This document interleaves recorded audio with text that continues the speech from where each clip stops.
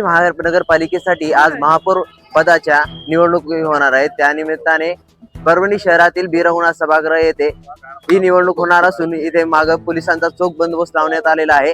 तसेच ही निवडणूक आज थोड्याच वेळात होणार आहे।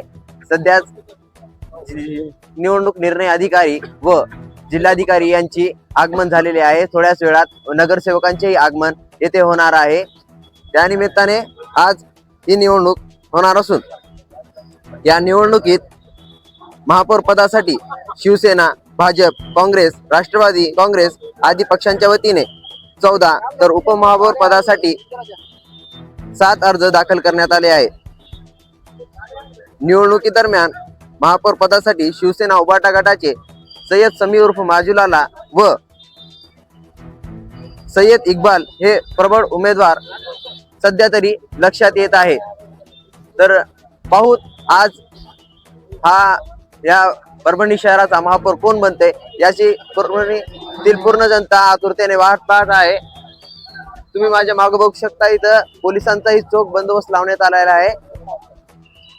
आणि उपमहापौर पदासाठी मुख्यतः काँग्रेसचे भगवानराव दादा हेही प्रबळ दावेदार सध्या तरी आपल्या लक्षात येत आहे। आणि तसेच गणेश भाई देशमुख हेही उपमहापौर पदाचे प्रबळ दावेदार सध्या तरी लक्षात येत आहे।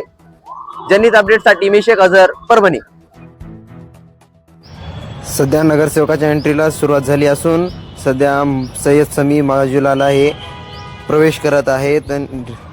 तसेच इतरही नगरसेवक प्रवेश करत आहेत। आपण पाहत आहात पोलिसांच्या चोख बंदोबस्तीत नगरसेवक हे प्रवेश करत आहेत।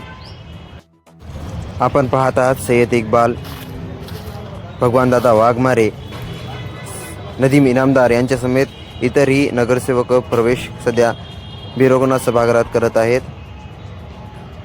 महिलांसाठी विशेष कक्षाकडून चेकिंग करून महिलांनाही सभागृहात पाठविण्यात येत आहे।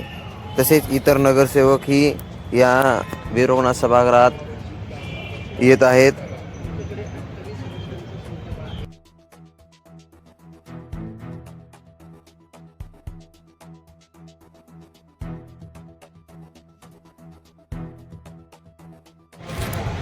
नगरसेवकांसमवेत निवडणूक अधिकारी यांचेही आगमन या ठिकाणी होत आहे। आपण पाहत आहात माझ्यासोबत एक नगरसेवक सध्या सभागृहात जात आहे। थोड्याच वेळात निकालही आपल्या समोर येईल। सध्या बिरगुणा सभागृहात पोलिसांच्या वतीने पाहणी करून नगरसेवक यांना मध्ये पाठवण्यात येत आहे।